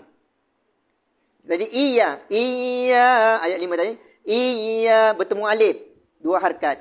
Kana'budu wa iya bertemu alif, 2 harkat. Kanasta'in. Dia ni habis bateri.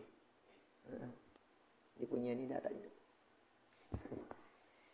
Ihdinas sira.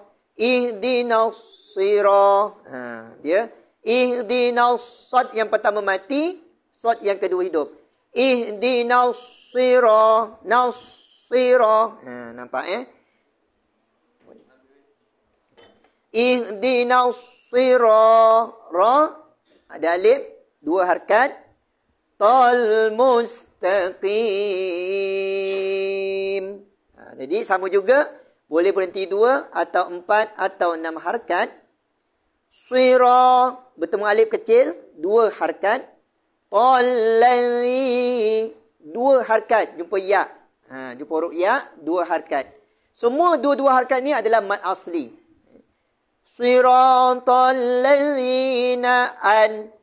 Siratal ladzina an. Nampak? Nun mati. Bila nun mati, tak dengung. An, am, mim mati. Ada mim mati je, tak dengung. Dalam Quran, 2 huruf ni lah. Nun mati, mim mati. Nun mati, mim mati. Dua-duanya hukumnya izhar. Dua-dua hukumnya izhar. Dia nyata. Nun mati, izhar holki. Mim mati, izhar syafawi. Kalau kita masuk hukum lah. Tetapi kita ambil kat sini, bila mana nun mati, mim mati, dia punya sipirnya tak dengung. An, am. Jangan kita naik. Siratal ladzina an'am ru'ain ain. Ain. Kat situ kesilapan. Menukarkan huruf alif kepada huruf ain. Itu kadang-kadang ramai yang tersilap. Siratal ladzina an'amta alaihim. Habis. Maknanya lari. Sedangkan dia a. Kena bukan kalau kita ni kita a. Siratal ladzina an'am. Kita naik a ni di tengah ni.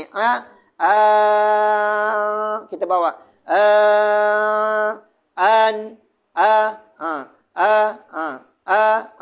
An'am. An'am. Jangan kalau kita terlepas panjang, kita siratal ladzina an'am. Itu yang ramai yang tak perasan, yang tidak peka, akhirnya dia telah menukarkan huruf alif pada huruf ain. Siratal ladzina an'amta alaihim. An'amta alaihim. Him mimati. Wairil maghdu, jumpa waw. Bi alaihim. Maghdu, dua harkat. Maghdu bi alaihim. Mimati, tak dengung. Walau dallin.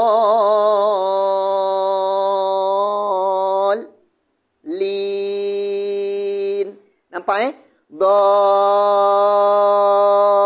nam. Wajib. Dal.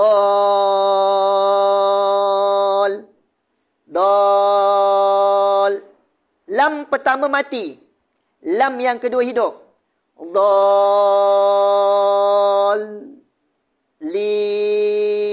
Tapi ada yang dallin.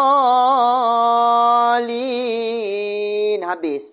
Dia telah membuang satu huruf lam. Dia tegak terus. Dallin. Dan do tu dah cantik, 6 harkat. Tetapi dia tidak mematikan huruf lam. Akhirnya dia telah membuang huruf lam. Maknanya lagi. Dallin. Salah. Dallin. Matikan lidah dulu. Dallin. Tapi jangan disekat. Dallin. Naikkan, matikan lidah, baru sebut lam bawali. Barulah dapat ketepatan pada huruf dallin tadi. Jadi nampak dalam kaedah bacaan tu tadi, apa yang Ustaz nak kita fokuskan pada mat 2 harkat, dan apabila kita mematikan huruf akhir, pastikan mati huruf akhir itu tengok huruf apa. Kalau huruf nun, huruf nun. Kalau huruf mim, huruf mim. Sebab Ustaz pernah jumpa ada satu tempat, bukan kat sini, masa Ustaz berada kat Johor, dia baca ihdinas siratal mustaqim. Takin. Dia tak tutup mulut. Ihdinas siratal mustaqim. Lidah mati tapi tak tutup mulut. Huruf nun. Bila dia tak tutup mulut, dia jadi huruf nun. Al-mustaqim. Sedangkan mustaqim, matikan huruf mim. Barulah dapat ketepatan pada sifat huruf tersebut. Tapi bila ialah kadang-kadang yang baca tu bukan orang kampung-kampung. Kadang bila baca tu orang yang hebat-hebatlah. Tapi bila dia tak perasan yang dibaca tu takin. Jadi macam mana kita nak supaya nak betulkan keadaan. Sebab itu penting bertalaki. Kita tahu kedudukan kita kat mana. Jadi bila ada kesempatan waktu tu Ustaz masa kat Johor, ada kesempatan Ustaz pun dapatlah satu, Ustaz doa, ya Allah, ya Tuhanku, saya nak supaya orang ni supaya dapat grup dengan saya. Sebab kita ada tujuan, ya Allah, saya nak. Bila bertadarus, kita akan saling semak menyemak. Dan di situlah Allah Ta'ala nak beritahu, betulkanlah dia ni. Nak cakap cara umum, cara kita panggil, Syekh, yang ini rasa Syekh salah, dia akan melenting. Tapi bila bertadarus, dia lain. Alhamdulillah Allah izinkan dapat satu kumpulan dengan dia. Kebetulan Ustaz, bila dah satu kumpulan, Ustaz cari ruang kalau boleh dapat duduk sebelah dia. Akhirnya Allah izinkan duduk sebelah dia. Jadi sebelum mula tu, dia kata, okey, kita baca ramai suratul Fatihah. Dan bila dia nak mulakan suratul Fatihah, dia baca, Ustaz tengok mulut dia, betul. Mustaqim. Dia tak tutup mulut. Ustaz kata, kebetulan kat situ kan, bila bertadarus kan kita boleh bimbing. Ustaz kata, takim tu tutup mulut pada mim. Dia baru tersedar. Dia terberhenti kejap, dia tengok. Lepas tu dia ulang balik. Ihdinas siratal mustaqim. Dia tak tutup mulut. Dia baru perasan bahawa tempat tu dia tak tutup mulut. Dia baru perasan. Dia kata, dia kata mustaqim. Akhirnya, dia kat situ dia ada kesedaran. Sebab tanpa disedari, Akhirnya dia pun mustaqim. Dia tutup mulut. Baru dia perasan bahawa ada silap dekat situ. Dia tak perasan selama ni tak ada orang yang nak betulkan dia dan tak ada siapa yang berani menegur dia. Tapi oleh kerana kita cara bertadarus, alhamdulillah, bila dah habis dia tadarus, dia jumpa ustaz, "Ustaz, terima kasih banyak-banyak kerana selama ni tak ada siapa yang nak betulkan saya dan tak ada siapa yang nak tegur saya, kesilapan saya." Ustaz pun kata, "Memanglah, sebab yang kamu ni orang hebat-hebat, orang heb-heb," Ustaz kata. Orang yang ketua, orang yang atas, siapa nak tegur? Bila tegur kan kamu marah pula. Dia kata, "Alhamdulillah lah, baru saya sedar kesilapan saya itu, baru saya tahu." Akhirnya, bila dia dah terbiasa dengan takin, jadi dia baca tetap takin. Tapi bila dia Ustaz kata, "Boleh tak kamu ulang perkataan Siratul Mustaqim tu tadi, tutup mulut, setiap hari lebih daripada 10 kali kamu kena berlatih." Dia pun seorang-seorang baca mustaqim, mustaqim, mustaqim, mustaqim, mustaqim. Dia ulang, kena buat. Akhirnya, lebih daripada sebulan lebih, barulah mulut dia dapat mengikuti apa yang dulu yang salah, dibetulkan balik. Allahumma Muhammad. Sebab kenapa? Dia dah terbiasa dengan perkataan salah itu, dah terbiasa dah lali, tapi nak betulkan balik, dia kena istiqamah, kena betulkan setiap hari, dia kena sebut. Ya, alhamdulillah. Bila dia jadi imam, Ustaz dengar balik, dah betul balik. Alhamdulillah, mustaqim. Ustaz dengar. Bila dia tutup mulut, nampak dia punya perbezaannya. Ya, alhamdulillah, itulah antara cara kalau kita bertalaki, kita dapat tahu di mana kesilapan kita. Barulah kita rasa seronok nak menyebut mujizat Al-Quran dalam berikut-berikutnya, surah-surah yang berikutnya. Dan insya-Allah Ustaz beri peluang kepada yang lain. Mungkin sebelum Ustaz masuk surah An-Nas, ada tak yang teringin, "Ustaz, saya teringin nak baca." Contoh. Ustaz open lah kepada semua. Untuk siapa-siapa yang nak mencuba suratul Fatihah. Silakan. Kalau ada nak cuba, ya saya. Tekankan tak masa nak masuk dalam. Tekan ataupun berhenti kejap. Okey. Terima kasih, Kak. Zaman Ustaz belajar dulu, Ustaz belajar lah waktu kecil-kecil dulu. Bila dia ajar, okey, waladdall, dia kata, dia tarik kat situ. Dallin. Jangan lupa tu ada sabdu, dia kata, tarik tu kat situ. Jadi itu kaedah orang dulu nak memberitahu pada kita di situ ada sabdu. Jadi oleh kerana kita dah peringkat dewasa, akhirnya dah mengikut kelas-kelas Quran, dia kata, kalau tak perlu tarik pun tak apa, yang penting kita mematikan. Waladdallin.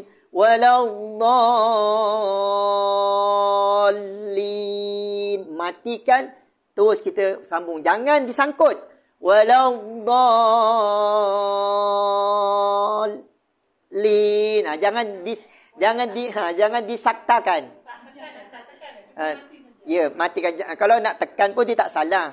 Waladdallin, tak salah. Betul juga. Tetapi dia punya sifat huruf lam tu, waladdallin, tak tekan pun tak apa. Yang penting dimatikan. Yang salah, dallin.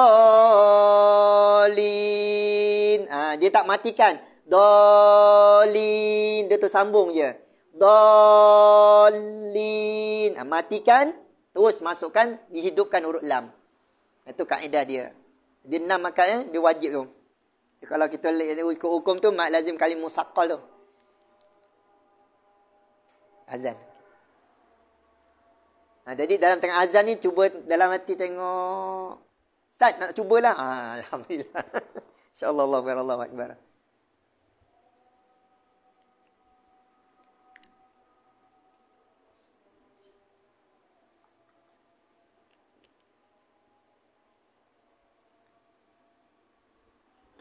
Allahu Akbar, Allahu Akbar.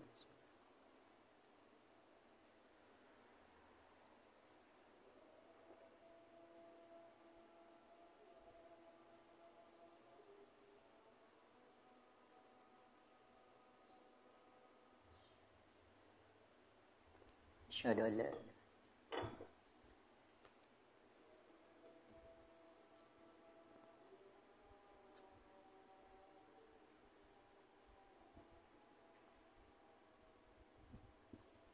Asyhadu an la ilaha. illallah.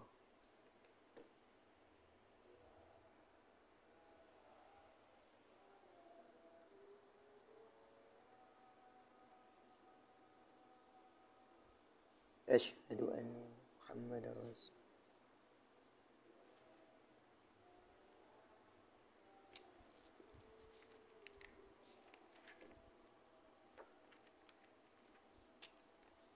أشهد أن محمد رسول الله.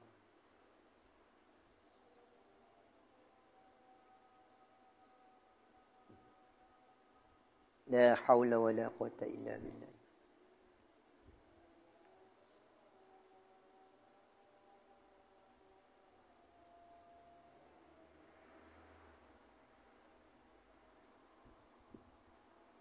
لا حول ولا قوة إلا بالله.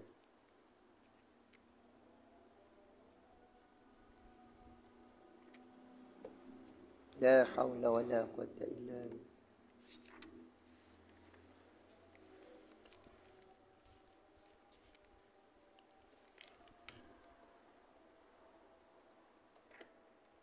لا حول ولا قوة إلا بالله.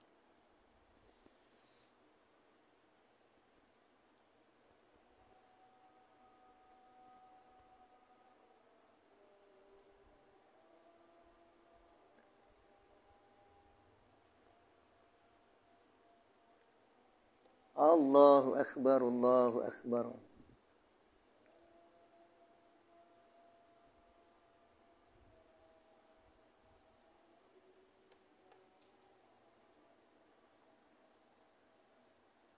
لا إله إلا الله محمد رسول الله صلى الله عليه وسلم. اللهم رب هذه والصلاة القائمة آت محمد صلاة الفاضلة وشرف تعالى رفيعة وبعث مقام المخلوق الذي وعدت إنك لا تخلف الميعاد يا أرحم الراحمين. Okay, alhamdulillah. Ada yang nak tanya lagi? Ataupun ada yang nak mencuba? Ramai-ramai ni. Ustaz, saya ni baca macam okey, tapi bila baca seseorang kok lain Ustaz, bunyinya gigil. Mengeletau Ustaz. Tadi baca macam okey, tapi depan Ustaz baca kalang kabut Ustaz, lari semua. Tak apa, itu permulaan, kadang biasa gitulah. Ada yang Ustaz mengajar tu gigil baca. Oh, tapi lama alhamdulillah dia dah terbiasa. Kalau nak cubalah, Ustaz tak paksa. Kalau dia nak cuba, insya-Allah. Ada tak ramai-ramai ni?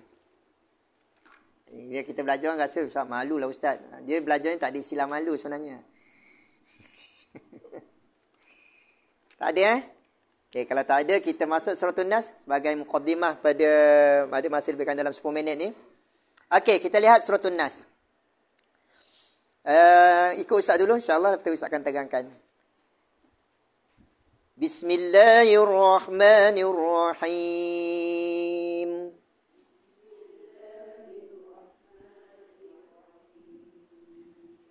Qul a'udzu birabbin nas.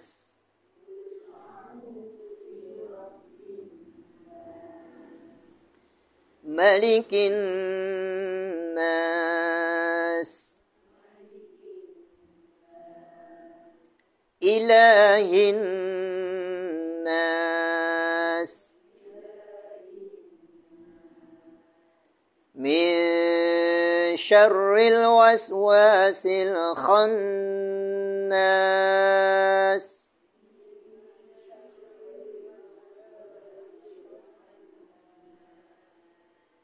Alladhi yuwaswisu fi sudurin nas.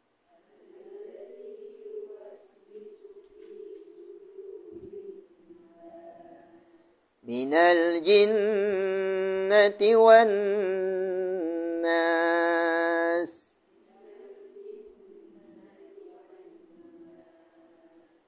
Okey, nampak secara obrolnya, secara keseluruhannya, Ustaz mendengar tahniahlah pada semua yang dapat baca dengan baik. Cuma ada term-term atau tempat-tempat yang Ustaz dengar tadi ada yang tak diambil perhatian, menyebabkan antara tempat itu dibaca tidak sempurna. Nampak macam mudahkan kat situ tadi. Okey, alhamdulillah lah. Tapi segi keseluruhannya cantik bacaannya. Okey, untuk ayat yang pertama, Bismillahirrahmanirrahim. Qul a'udzu birabbin nas. Qul a'udzu. Selalu Ustaz ulang. Antara qaf dengan kaf sangat-sangat kita kena berhati-hati. Qaf depan ku, kaf depan ku. Tu kena. Kalau kita tak peka, dia akan jadi huruf kaf, kul. Sedangkan dia adalah huruf qaf. Antara kaf dengan qaf. Qaf depan ku, kaf depan ku. Kaf bawah ki, qaf bawah ki. Ka, ko. Yang ini tak masalah. Bagi atas. Dia dapat ka dengan ko. Tapi yang Ustaz bimbang, dia ku dengan ku, ki dengan ki. Bunyi macam sama, tetapi kita kena peka apabila menyebut huruf qaf depan ku atau qaf bawah ki. Kalau kita qaf ni dipangkal lidahnya, dia ko, ki, ku, ko, ki, ku, ka, ki, ku. Dia ke depan sikit ni, depan sikit dia ka, ki, ku. Kalau sini ko, ki. Kalau ko tu kita dah bahasa, kalau kita ambil pada ku, dia duduknya macam sama tapi lain. Dia pangkal dengan depan sikit. Ku. Jadi bila kita meletakkan qul, jadi kita nampak dia punya macam ketebalan. Qul a'u. Kalau kita tak ambil pot ataupun kita tak peka, kita main bunyi je, dia akan bunyi apa? Qul a'u. Bunyi macam kul juga, sama. Qul a'u. Bila kata qul a'u, dengar macam okey, tapi Ustaz sebut tadi huruf kaf. Qul a'u. Kerana apa? Ustaz tak letakkan di pangkal. Dia dah synonim di depan lidah ni, dia terbiasa ke depan. Qul a'u. Tapi kita kena letak pangkal. Qul a'u. Sebab itu baca Quran ni tadi, dia bukan nak tergopoh-gapah. Jadi kita mengenali sifat huruf, kita mengenali makhraj, tempat keluar huruf. Qul a'u.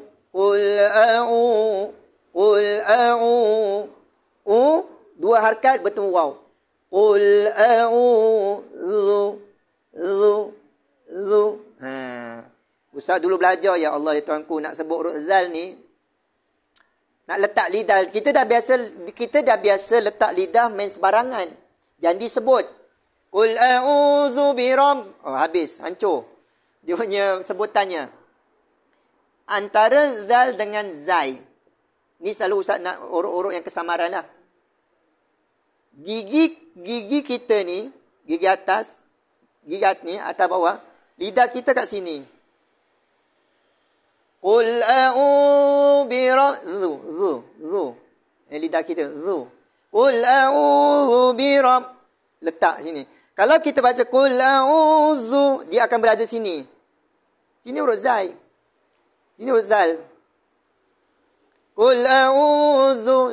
Bila zu dia huruf zai. Qul a'udzu birabb, itu huruf zal. Ujung lidah. Nak betulkan ni kadang-kadang, yelah Ustaz sendiri pun dulu belajar, ya Allah. Dia memakan masa, kena balik rumah, kena praktiskan sendiri dan kena ulang sendiri kat rumah. Zu. Lidah kita kena mainkan. Zu. Ujung lidah. Qul a'udzu birabb. Letak je kacip. Qul a'udzu birabb. Letak zu. Qul a'udzu birabb. Kan dia punya lembut, berbeza dia punya angin tu kan. Qul a'udzu. Kan angin tu huruf zai. Sedangkan huruf zal dia anginnya sedikit. Qul a'udzu birabb. Dia letak, dia akan ujung lidah, dia punya bunyi tu sikit nipis. Qul a'udzu birabbin. Qul a'udzu birabbin. Ada dua huruf. Qul dengan zu. Kena alert. Saya punya sebutan tu, kena peka sebutan tu pada qaf dengan zal tu tadi, ujung lidah. Birabbin. Nampak tak ada sabdu? Apabila huruf yang ada tanda sabdu, Ambil dia punya formula dia, kaedah dia, dia hendaklah dibaca dengan dengung. Dengung. Ambil formula dia, dengung. Nampak nun bersabdu je, dengung. Nampak je nun bersabdu, dengung. Dia punya kawannya apa? Kawannya dengan mim bersabdu. Nampak je nun bersabdu, nampak je mim bersabdu, dengung. Itu kaedah dia lah. Kita nampak itu. Jadi sipirnya, nampak nun bersabdu, dengung. Dengung tu, kaedahnya biasanya 2 harakat. Bi Rabbin nas. Bi Rabbin nas. Tetapi sebagai permulaan, agar kita dapat menguasai dengung, terlebih 2 harakat pun tak apa sebagai latihan. Qul a'udzu bi rabbin nas. Selama ni kita baca Qul a'udzu bi rabbin nas. Bin nas. Bin. Tu dengung tu. Bin nas. Qul a'udzu bi rabbin nas. Sebagai latihan, lebihkan dengung tu tak apa. Qul a'udzu bi rabbin nas. Ustaz, nas tu nak berhenti berapa harakat? 2 boleh, 4 boleh, 6 boleh. Jadi macam sama juga macam surah Al-Fatihah. Surah Al-Fatihah dia banyak kepada huruf ya. Alamin. Malik yaumiddin. Yang ini banyak kepada alif. Bin nas. Bin nas. Bin nas. Huruf akhirnya huruf sin dimatikan. Okay, Ustaz ulang balik untuk permulaan ni, mukadimah ayat yang pertama. Peka pada qul, peka pada zal, dan peka pada bin nas. Kat situ ada 3 tempat yang perlu kita ambil perhatian. Sekali lagi Ustaz ulang. Qul a'udzu bi rabbin nas. Sekali lagi.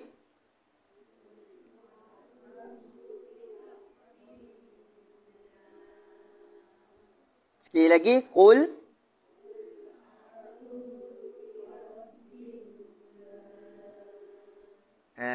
Okay, Alhamdulillah. Jadi kita baca Quran ni, taklah kata orang pun nak tergopoh gapa, nak cepat habis, tak. Kita akan cuba perhalusi satu persatu ayat. Yang mana kita terjumpa dengan qaf tadi, dengan zu tu tadi, dengan bin nas tadi. Cuba kita praktiskan.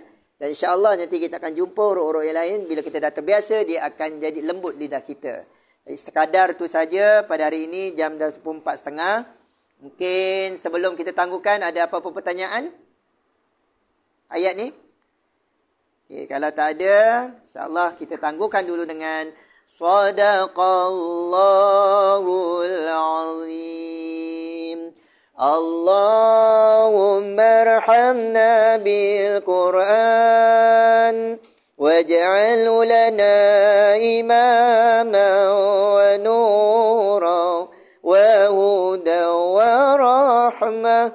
Allahumma dzakirna minhu ma nusina wa 'allimna minhu ma jahilna warzuqna tilawatahu ana al-laili wa atrafan nahar waj'alhu lana hujjatan ya rabbal alamin. وصلى الله على سيدنا محمد النبي الأمي وعلى آله وصحبه وسلم والحمد لله رب العالمين. السلام عليكم ورحمة الله وبركاته.